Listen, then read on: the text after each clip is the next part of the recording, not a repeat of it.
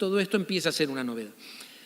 A los pocos días de que ocurre esto, el subsecretario de Estado de Asuntos Interamericanos de Estados Unidos, Lyndon Gordon, sostiene en las páginas del New York Times que finalmente en las universidades norteamericanas se habían convertido en un asilo, lo cito, asilo de gángster, de estudiantes crónicos, de agitadores profesionales, es decir, aparecen funcionarios de los Estados Unidos justificando esto, más allá de que después se desdigan, ¿sí? Pero este hombre, Lyndon Gordon, aparece hablando de esto y también aparece en los mismos días en el New York Times el siguiente artículo, fíjense qué interesante, así se titula, lo traduzco al español, reclutadores universitarios listos para ubicar profesores. Página del New York Times. Y le cuentan al lector del New York Times que ya desembarcaron en la Argentina representantes del MIT, de Harvard y de otras sociedades científicas y otras sociedades académicas. Cito el artículo que dice que han establecido contacto con profesores argentinos en las últimas 2 semanas para colaborar con su plan de partida. Generosamente, las universidades norteamericanas. El CONICET emite un comunicado lamentable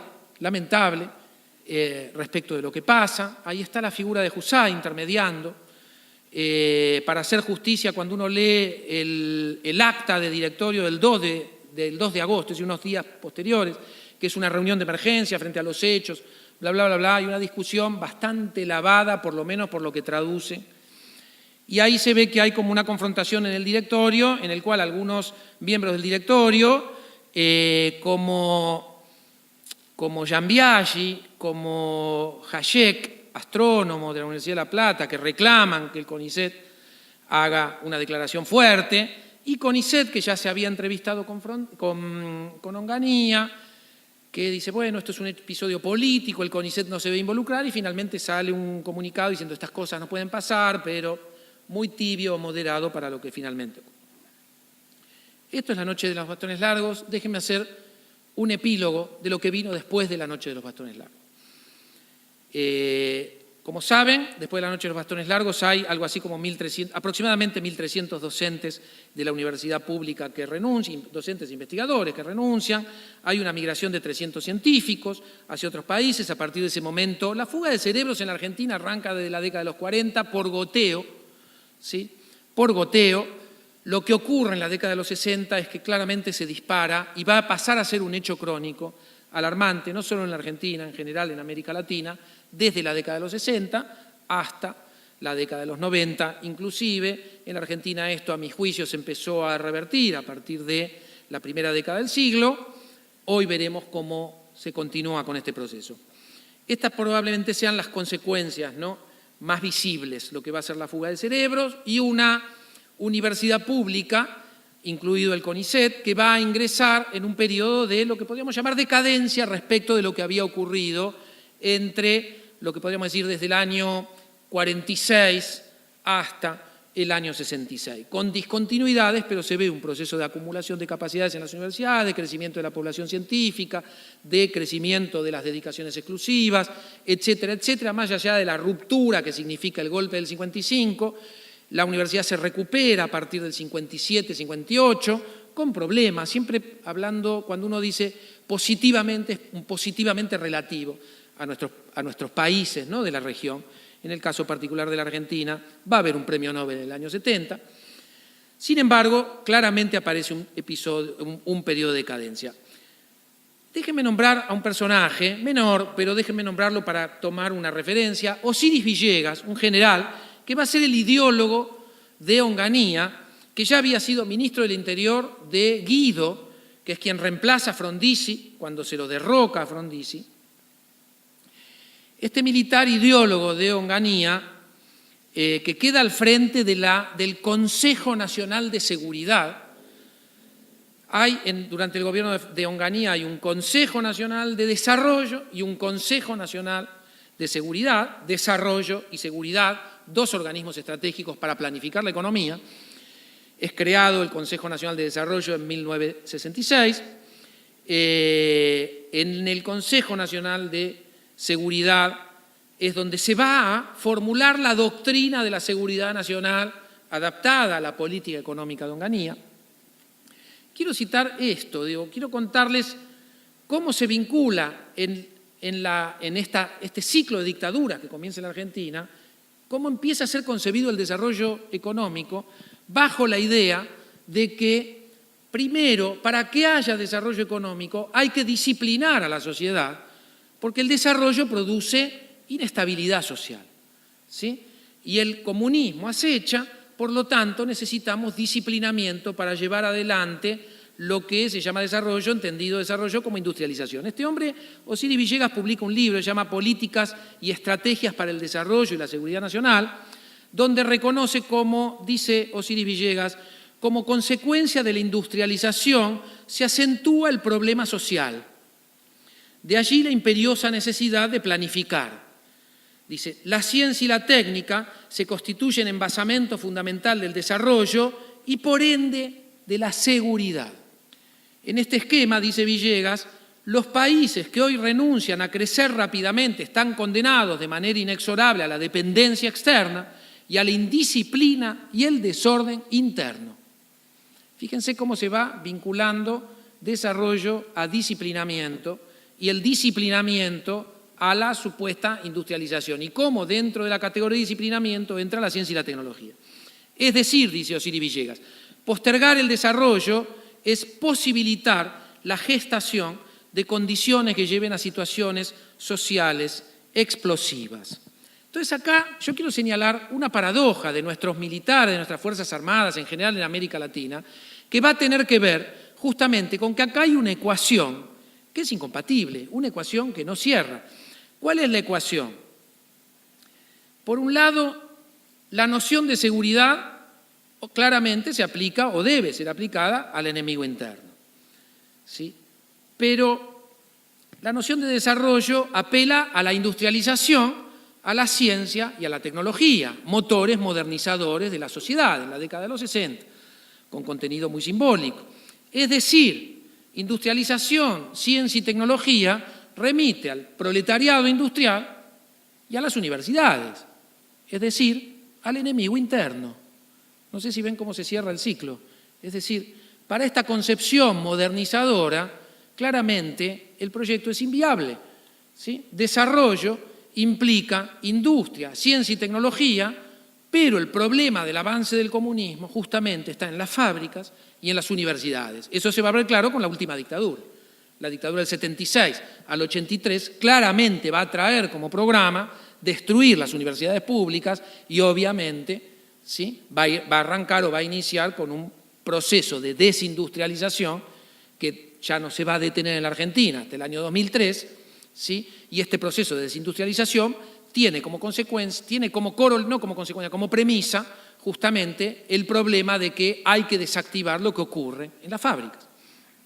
Entonces digo, cierro con esto, si les parece, este gobierno de facto de Onganía realiza un censo científico, es el segundo censo científico que se realiza en la Argentina. El primer censo había sido hecho por la Dirección Nacional de Investigaciones Científicas y Técnicas, que era este CONICET que había creado el gobierno de Perón.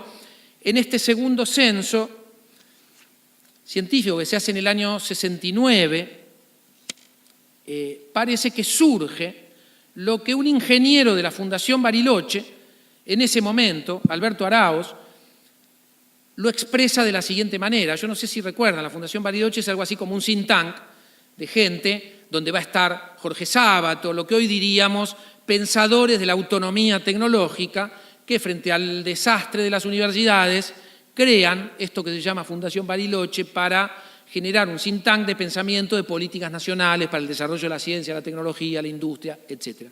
Araoz pertenece a este grupo de la Fundación Bariloche porque es a comienzos de la década de los 70, ¿no?, donde arranca esto que llamamos pensamiento latinoamericano de ciencia, tecnología y desarrollo, porque ya nuestros científicos, nuestros tecnólogos, algunos economistas como Aldo Ferrer, ya entienden esta ecuación, no cierra, la inversión extranjera produjo lo que produjo, extranjerización de nuestra economía, ¿sí? El propio gobierno de Levingston, que es el que sucede a Onganía después del Cordobazo, recuerdan que Onganía termina con el Cordobazo, como dice Sadowski, Cuando Onganía termina de entender, lo echan a él, ¿no?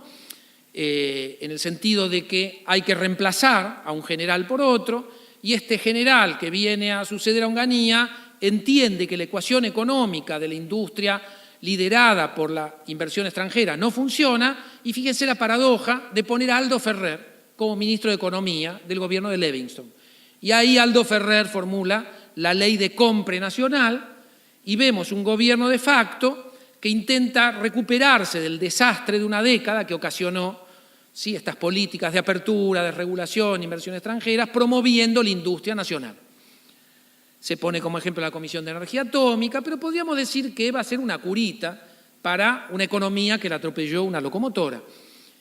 Entonces dice, vuelvo a Araoz, el ingeniero Alberto Araoz, mira el censo científico, él había participado del censo, y en la revista Ciencia Nueva, que es una revista de esta época en donde se debate, ahí aparece Varsavsky debatiendo justamente con Jorge Sábato, con Amílcar Herrera, acerca del problema ideológico, el desarrollo autónomo de conocimiento, etcétera, y cuál es el problema de América Latina, donde no se cumplieron las promesas de industrialización. ¿Sí? Comienzo de la década de los 70 se podría decir que es el momento del desencanto. ¿Sí? Nos decían a comienzos de los 50 que América Latina iba a ir detrás del tren del desarrollo de las potencias económicas, y eso no ocurrió. Bueno, ¿qué pasó? Ahí aparece esta escuela de pensamiento latinoamericano. Dice Araoz,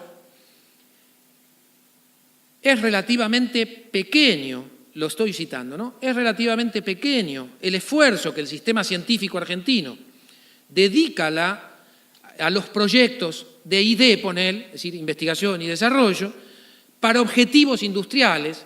Esto es, menos del 6% del total de los proyectos tienen alguna conexión con la industria. Si bien, dice Araoz, si bien es cierto que las industrias dinámicas trabajan continuamente con tecnología importada, no deja de llamar la atención el magro apoyo del sistema científico.